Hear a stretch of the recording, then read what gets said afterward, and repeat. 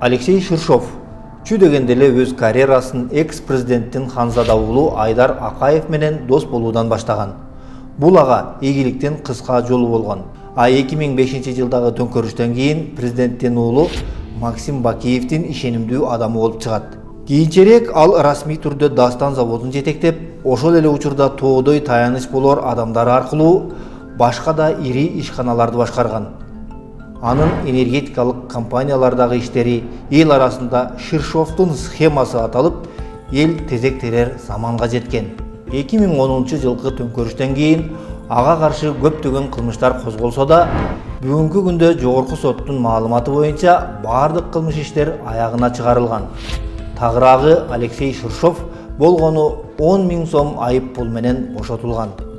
Азыркы бийликтин тушунда анын көздөй ишенген адамдары мамлекеттин май челпектүү ишканаларын тейлеп турат. Талант Иманов карьерасын Дастан заводунда күзөтчү катары баштаган. Ал кийинчерээк Алексей Ширшовдун айдоочусу болгон.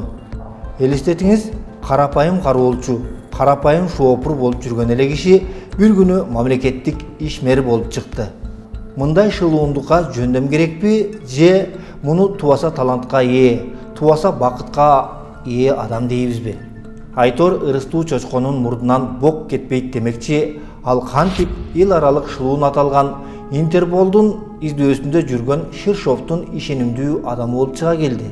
Төңкөрүштөн кийин Ширшовдун атасы Талант Имановго мүлкүн жана банктык эсептерин башкарууну ишенип тапшырат. Азыр Талант мырза санариптик өнүктүрүү министрлигин башкарууда. Бүгүнкү күндө бийлик анын башкаруусуна дагы 4 ишкананы өткөрүп берди. Алар Дастан заводу, Кыргыз Телеком Евразия сактык банкы жана Мегаком. Бул ишканалар колго жөн эле бере коер оюнчук болсо, биз унчукпайт элек.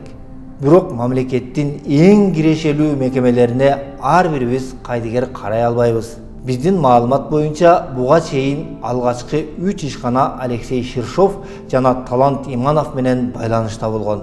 Кыргыз Телекомдун сайтында реестр кармоочу болуп, реестр сервис жоопкерчилиги чектелген ишканасы көрсөтүлгөн. Азаттык басылмасы маалымдагандай, Назгүл Маширова Талант Имановдун зайыбы. Дастан ТНК. Талант Имановдун санариптик өнүктүрүү министрлигине кеткенден кийин анын ордун Эрик Апышев ээлеген. Ал мурда УКМК кызматкери жана өлкөнүн волонтерлору коомдук бирикмесинин негиздөөчүсү болгон. Уюмдун экинчи негиздөөчүсү ошол эле Талант Иманов болуп саналат. Дастан заводунун финансылык директору кызматында Ашырбекова Мавлут эмгектенет. Мавлут айым Алексей Ширшов менен байланышкан ишканалардын биринде эсепчи болуп келген. Евразия сактык банкы.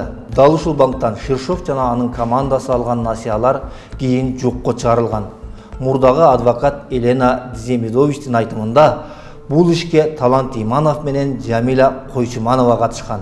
2016-2018 жылдары ал Евразия сактык банкынын эсепчиси жана башкы операциялык директору болуптур. Азыр Жамиля Койчуманова дагы бир мамлекеттик банкты жетектеп калды. Тактап айтканда, Талант Иманов жетектеген министрлигине берилген 4 ишкананын 3-өсү Алексей Ширшов жана Талант Имановдун өзү менен байланышкан.